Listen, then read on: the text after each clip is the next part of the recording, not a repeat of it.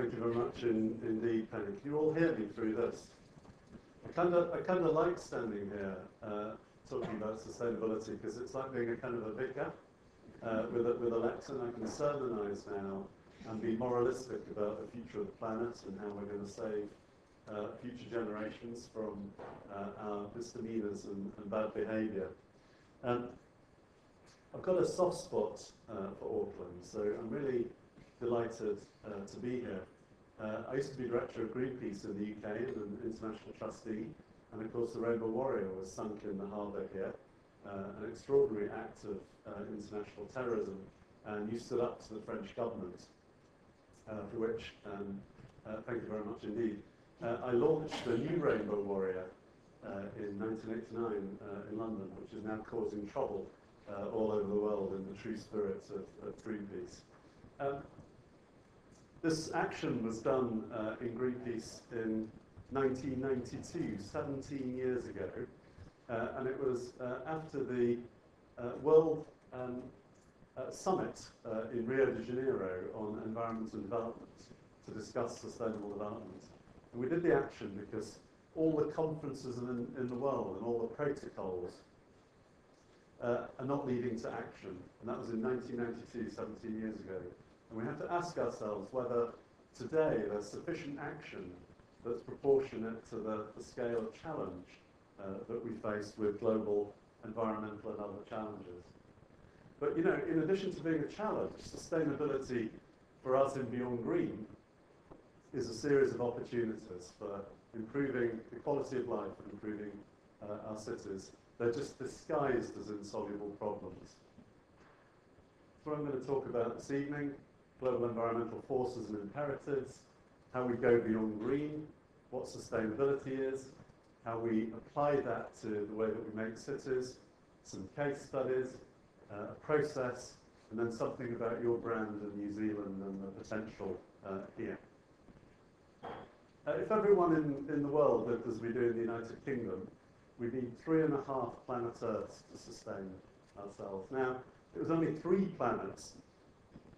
It was only up to here in the year 2000.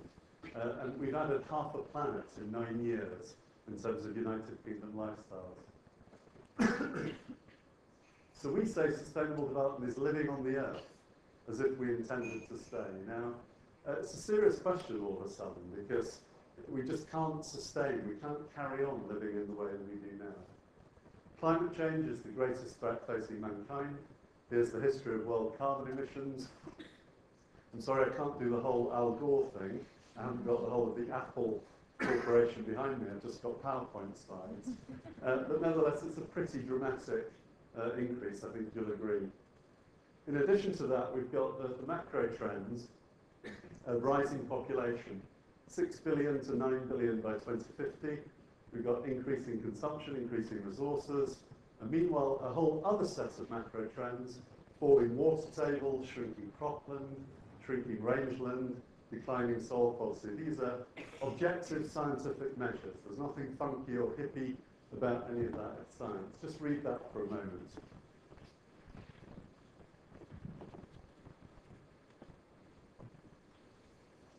That's the most sustained, serious, deep piece of scientific research ever conducted has been on climate change. So we can argue about it politically, but we can't pretend that the science isn't real. If we do, then we're not living in a scientific society. We're living in a society that's based on romantic hope and aspiration. It's almost what we've accused things like complementary medicine being in the past, that it's somehow a utopian ideal. This is now the science-based, strong consensus about climate change. How hot will it get?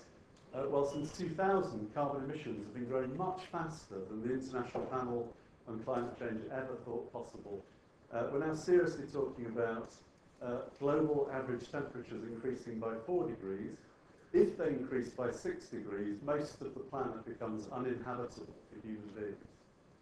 The feedback loops are also extraordinary. So if the world's permafrosts, which contain about 1,000 gigatons of CO2, it's estimated, if they melt, we release that methane, which is 20 times more impactful in terms of global warming than CO2, then the whole thing gets out of out of control, and we get these feedback loops. So this is an unprecedented global problem that we face. And of course, it's not, I love to show this picture because of course it's a lovely, great big charismatic megafauna, otherwise known as a polar bear. And we could show pictures of human beings dying from climate change, and people would kind of pass over it. We show pictures of polar bears, of course, and we all go this, or that shouldn't happen. But so it's not just the polar bears, it's not just habitat, it's people. In the year 2000, climate change is estimated to cause a loss of over 150,000 lives directly. Of course, they're in the poorest countries, so we tend not to notice it as much in the rich West. In addition to climate change, we've got issues like global biodiversity, and the changes that are happening in biodiversity. The loss of species is equivalent now to the sixth great extinction. It's due to human behaviour, human impact. This is the cheerful bit of the talk. I'll come on to the optimistic bit, what we can do about all of this shortly. And why does biodiversity matter? Nature has a value itself, it has a right to exist, but in addition to that, as E.O. Wilson, who's the inventor of the concept of biodiversity, Edward Wilson was the president of the American Academy of Sciences. He reminds us that wild species enrich the soil, cleanse the water, pollinate most of the flowering plants, they create the very air we breathe. Without these amenities, the remainder of human history would be nasty and brief. So global biodiversity probably almost an equivalent issue to climate change.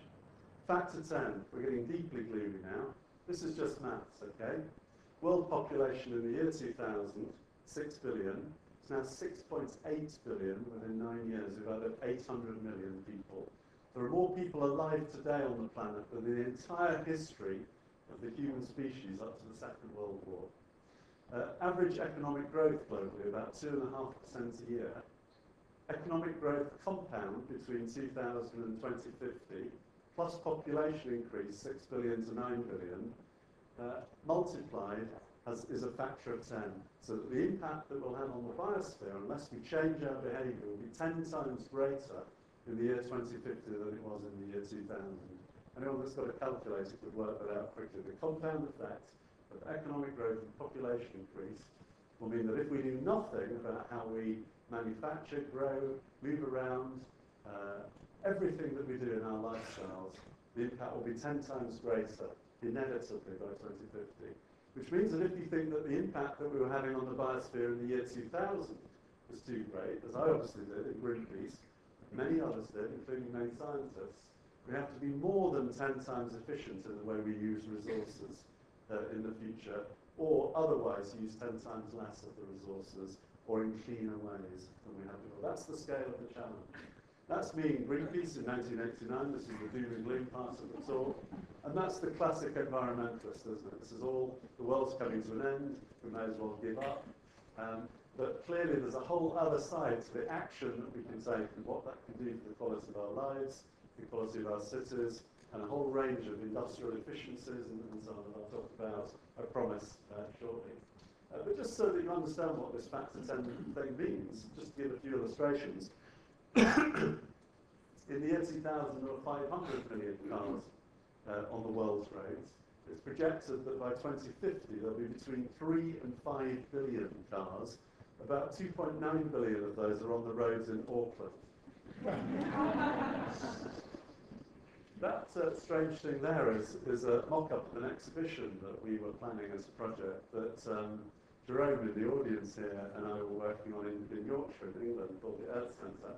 And what that symbolised is all of the waste that an average British person over their 79-year lifespan would consume during those 79 years, all put into one giant column. Unfortunately, the column was so high that we couldn't make it structurally sound, so we had to lay it down in the ground. Now, you multiply that, if everyone aspires to a lifestyle that's kind of American, you know, the American way of life, you multiply that by 9 billion people, you're starting to get an indication of the scale of challenge that we've got. So New Zealand